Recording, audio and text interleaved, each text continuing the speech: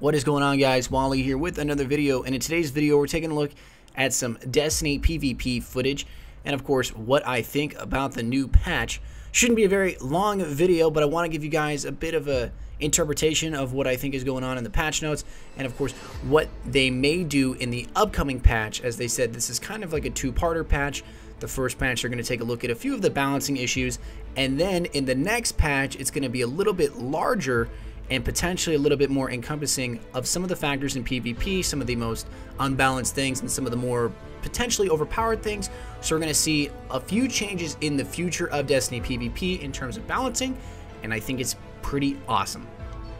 So to start off, the Titan class got a little bit of a nerf in Unbreakable. And if you don't know what Unbreakable is, it's on the Defender subclass, and it basically is where you get the overshield for an extended period of time and it tends to recharge. Apparently there was an issue with the perk granting more agility than intended, and I did notice this as I do play Defender a lot. I noticed every single time I had Unbreakable on and I was getting that overshield, I felt a lot faster than I should have been. Now that they've toned it back a little bit, you definitely move more in line with the other perk sets, and I find that completely fine. They changed the Warlock, Brimstone, stuff like that. Perk can now be active if the player is airborne. Honestly, I don't know the Warlock subclass at all, so I'm not the one for that. But here are the good ones that I want to go over, and here are the things that you may be very, very interested in. And this is the weapon balancing that has kind of afflicted a lot of the PvP. It's turned me off to the PvP initially because of the fact that I found it to be incredibly unbalanced and sort of crutchy, if I'm to use that word. But I'm going to go through this and give you my opinion on this. So to say the least, go ahead and start with the auto rifles. Base damage decreased by 2%. That's not a huge decrease, but it is sort of a game changer. It basically reduces the Suros pre-patch was a 4-shot. Now it's about a 6 or a 7-shot depending. I believe it's a 6 headshot, 8 body shot. They reduced the precision damage multiplier from 1.5 to 1.25. So that's a large increase. And then they messed around stability depending on the weapon value. Basically, I believe you have a higher stability on the weapon, say if you take the Suros, it will not be as stable as it was pre-patch. They reduced it between 4% and 17%, which honestly I'm okay with. The ARs are still very good in PvP. It's not like they completely nerfed them to oblivion and you can't use them anymore, but they are not the dominating factor in PvP anymore, which kind of irritated me because I really dislike the fact that they gave everybody the Suros regime via Xur, and PvP since that point was pretty much just an AR fest, and I really dislike that because I did not use the Suros. I found it to be incredibly crutchy. That's just my opinion though. Don't take that the wrong way. If you did use the Suros, more power to you. I just like to play a certain way, and I dislike it when I get killed by the same gun again and again and again and again and again and again and again, and it happens a lot. It sucks, but whatever, you know, what can you do? But going on to it, hand cannons in air accuracy now increased. Now I really didn't have a problem with this one personally because I do have the last word and I've used it, and I've noticed that the last word's accuracy in air is actually pretty damn good. Now it could be because that weapon has a special perk on it, that its hip fire is already more accurate.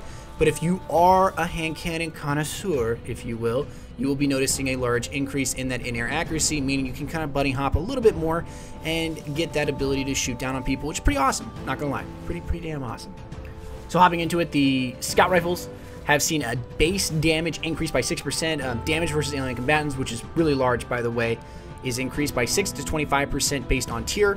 So basically the Vision of Confluence, I think crits for like somewhere like 800 now on mobs in Vault of Glass. If you are at their level, if you're above their level, I think it still does the same damage.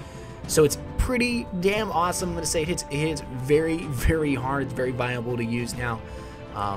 I honestly really enjoyed it. I've used it prior to the pre-patch and I did fine with it, but now I've seen a huge difference that running a full 300 damage Vision or a full 300 damage scout rifle is pretty much one of the best things you can do, especially in Vault of Glass, just by the nature of the enemies and how they play against you. I've had a lot of people tell me the same thing, that they really enjoy the scout rifles now a lot more so, especially in PvP. PvP scout rifles now are much more viable. They are not the overpowered essence that the Suros kind of brought, but they still pretty much dominate. I'd say I use the hell out of them now, and they are still a 4-shot. They were a 4-shot In the pre-patch, it was a little less inconsistent, but they were still a 4-shot. It's better than there being a 3-shot in the beta. If you guys played the beta or the alpha, from what I remember of the beta basically made the scout rifles a 3-shot headshot, and that's overpowered. I think no weapon in the game should kill you that fast, regardless of what it is, unless it's a sniper rifle. But that is something that I guess is up for opinion, but I think the scout rifle patch is something that makes you as a user of a scout rifle and me as a user of a scout rifle, I love the scout rifles, you're definitely going to be enjoying yourself in PvP much more. I love it. Hopping into the next one, of course, is the shotguns. Now, they decreased base damage at maximum range, fall off by 20%, which basically they shorten the range in the shotgun, so you're not going to have certain shotguns ranging you. I've still noticed that the shotguns are still very, very powerful. This sort of nerf is more psychological, I'd say, because I still get killed pretty much by shotguns anyway. Doesn't really matter on range. So keep that in mind. You're still going to get killed by shotguns, but you're not going to see as many people running around in PvP. At least I haven't. I played basically all day yesterday PvP and the day prior after the patches to take a look at it, and I haven't really noticed myself dying from that as much. The rest of the issues in the patch are, I would say, insignificant, in my opinion. Now, may not be insignificant for you, but first you can check out the full patch. But I just want to let you guys know that PvP is much more balanced now, in my opinion. There are no super dominant guns. The Mythoclast got a huge damage nerf, which is awesome. It's still semi-viable, though, in PvP because of the headshot damage multiplier that went from 1.25 to 1.5, although a lot of people are not necessarily crying. I don't think crying, well, yeah, crying is probably the right word. I'd say a lot of people are upset on the forums. Personally, I don't care. I don't think any weapon should be the end-all be-all because you beat raid content on hard. I beat raid content on hard, and I don't think I'm entitled to immediately eliminate all of my opponents in PvP. I think PvP should be more skill-based and gear-based. That's just my opinion. I do think that they should separate the two. They should find a way to separate PvE content gear and PvP content gear.